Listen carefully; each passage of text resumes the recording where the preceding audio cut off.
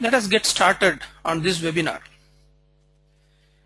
One of the top reasons why we do this webinar, there have been many hard skills that we have given, like selenium or tools, estimation techniques, and there are some domain-based techniques that we have given. But why this interviews and expectations webinar? What is the reason we are conducting this webinar? Because we had interacted with many companies, and we have been doing that interaction with many companies.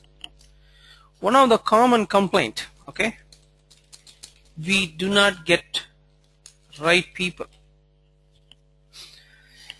A lot of people are there.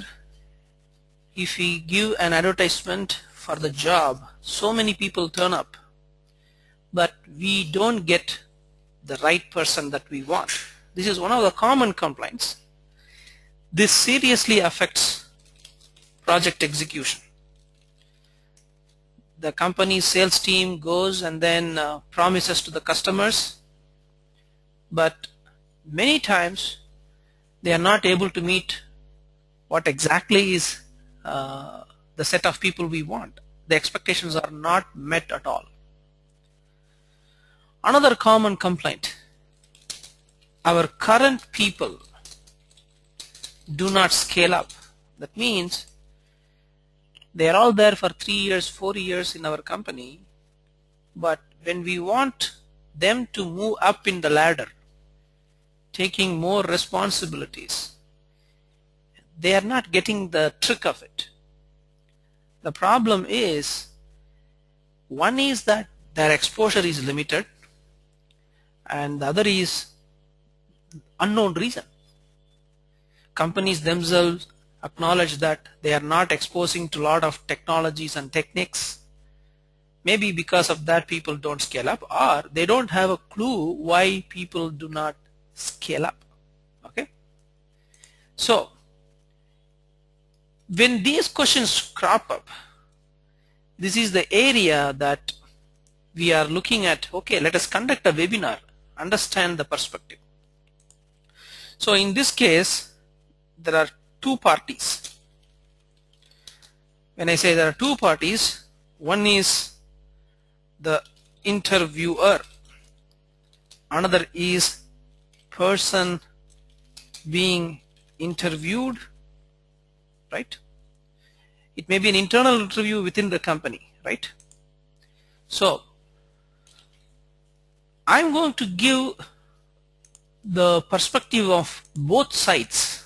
We have interacted with many people, so we are going to give the perspective of both ends. What about these two parties talking? Where is the gap?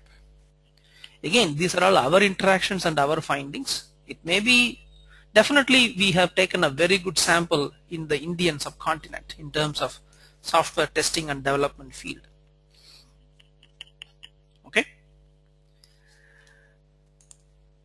this is another great area for people who are building up new companies to have more service side people.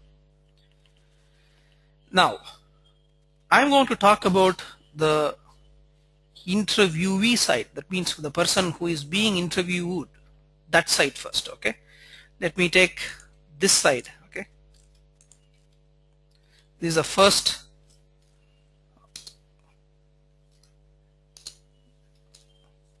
set of people whom we are talking about. There are some standard questions, right? And there are a lot of issues. They complain about the interview, right? Before I go to the exact topic, I want to show you that we have uploaded a few webinars which are already recorded in our Open Mentor portal. If you go to Open Mentor and then go to the recorded sections, right? If you scroll down, in the last few weeks we have uploaded white box testing, web services testing, security testing, and then the live load testing. And last week webinar, IBM Rational Functional Tester, that is also uploaded. If you go inside that, there have been 4 topics. Exactly what we have seen, the entire 1.5 hours of the webinar, it has been already uploaded. So even if your friends were not able to attend, or if you missed some portions, you can still go back and then refer to these recorded training sessions in openmentor.net. I wish everyone is aware of such recorded trainings, right? Already one question came, that is this webinar aimed at any job posting? Yes, definitely there are certain things people need to change in terms of their mindset. Unless they change their mindset, they may not be able to cut through some of the new opportunities. Number 1, unable to deliver what they wanted to. When I say unable to deliver what they wanted to, or I would also say deliver or communicate. This is one of the problems, topmost problems that we always see in the people who are going for interview. Name it freshers or experienced people, they may know the answer, but the way they communicate is not right. So this is one of the topmost problems. This webinar, whether you are a tester, whether you are a test lead, whether you are going to be a test manager, this talks about some of the common problems. For example, if you are a tester, somebody might have asked you, what is boundary value analysis, right? What is boundary value analysis? For this question, you may know the answer, but if you don't explain the first 2 sentences, right? The very first 2 sentences, if they are not right, you lose the job, or you don't get the job. This is because many people fail to practice. Many people, they take interviews light. When people straight away go to the interview without practicing for some of the key factors, obviously they cannot get it.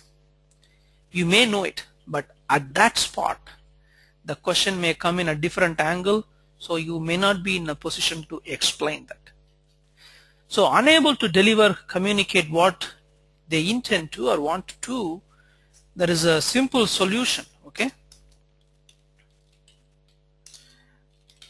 Always, for anything, any topic or concept, go with an example, even if your wordings are not correct.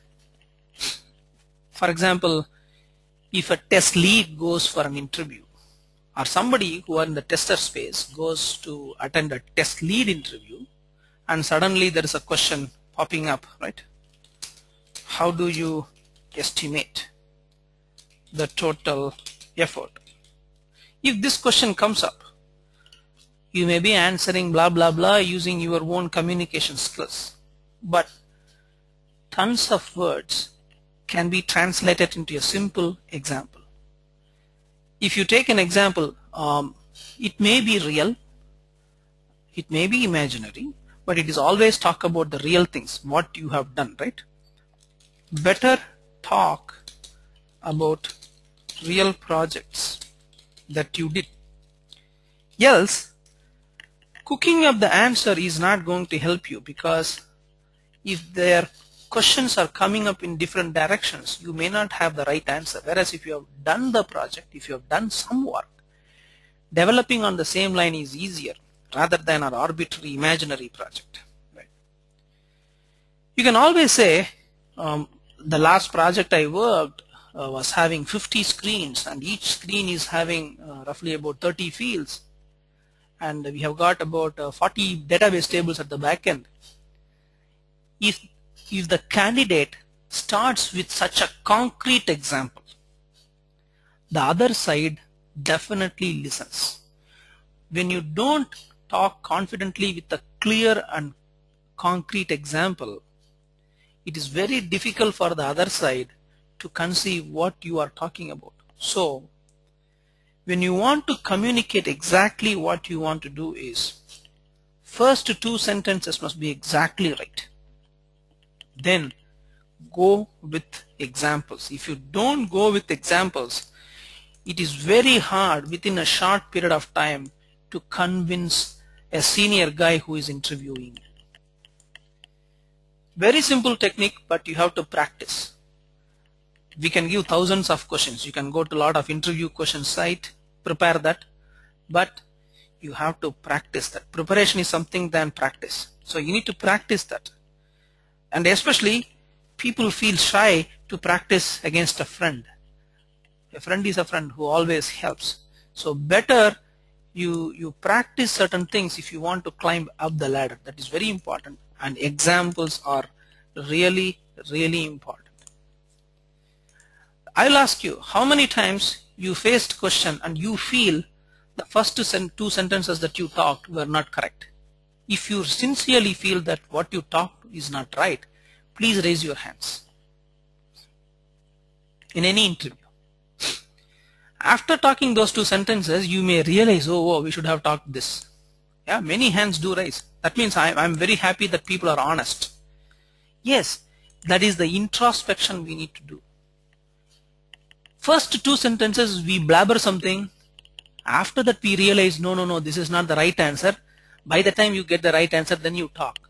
But by the time you start with your right answer, the other end already decided, no, this guy is cooking up, right? So don't let that feeling propagate on the interviewer. Now let me move to the next common problem. Okay.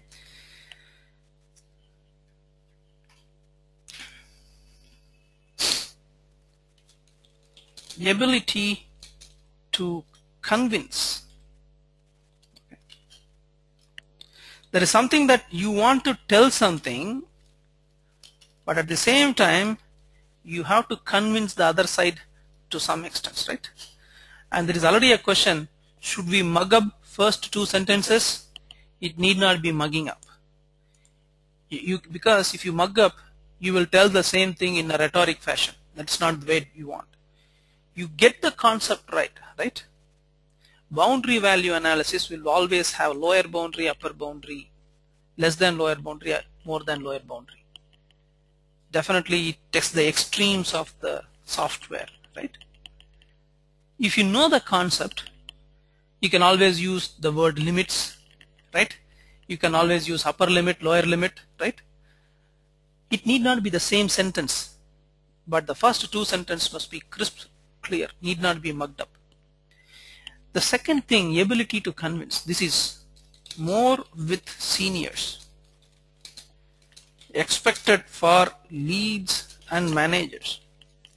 When you are a lead or when you are a manager, you are accountable and answerable. At that point of time, if you go with the wrong answer, right, and if you do not convey, hey, this wrong thing happened in my project, what am I supposed to do? That means you are going and then pleading for mercy with your top management. The ability to convince is more important with seniors, especially leads and managers. I have seen many interviews, people claim that they have got 8 years of experience, but they don't have a simple way of convincing the others. The problem starts right here. They do not listen properly. If you want to convince the other guy, you need to understand what the other guy exactly tells. If you listen in a hurry, you start assuming. When you start assuming, you miss the right part. So you understand in one way, then you try to convince the other guy the way you understood. Okay? So the problem of convincing not just starts at your delivery part. It starts at your listening part. So one of the ways that we always suggest, when the listening, or say it's not right, when the problem happens, you need to be listening to multiple people. Especially if you are a manager, you need to listen to multiple people. You may get multiple views. How you are able to collate all those multiple views into a common pattern and then address that is your ability. But one of the key things that we always tell the leads and managers, okay, you are given with a problem and you are given with a tough situation. Then better understand, restate, ask if this is correct. There is no harm. Ask this is correct understanding, because with many customers, when they give the scope, even before taking the projects, companies do write a scoping document. They ask the customer back, hey, this is what you asked, this is what we understood, this is what we have written down, is this correct? Before proceeding to estimations and other stuff, they ask back saying that, is this correct understanding? If this is not correct understanding, then obviously you are making the first step itself as a wrong step. So first get the understanding correct, right? This is a golden rule.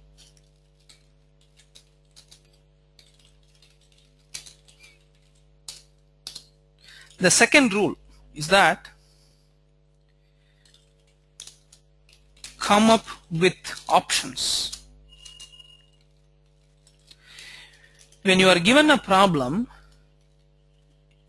imagine that you are going with a problem to your father or mother. Imagine when you were young. You are handing over the solution to the parent. You wait for their instructions because you do not know. And father and mother, they always think the best solution for the kid and then they try to give that solution. Corporate world is not the same thing. In the companies, you need to go with options. Solution A, solution B, right?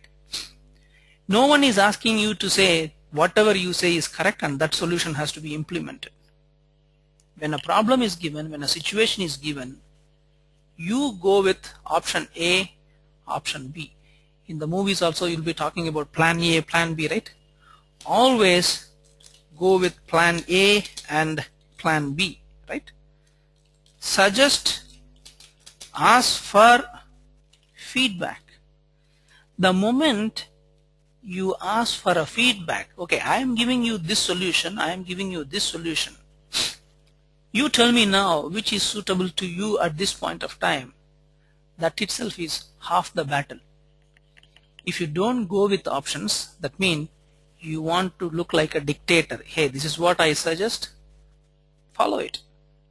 If you go with options, that gives the other side, the management, to think about, okay, yeah, this guy really thinks through it. He is trying to convince me by giving the options. Number two, when you ask for the feedback, okay, from your point of view, assuming that you are me, what will you do if these two options are given?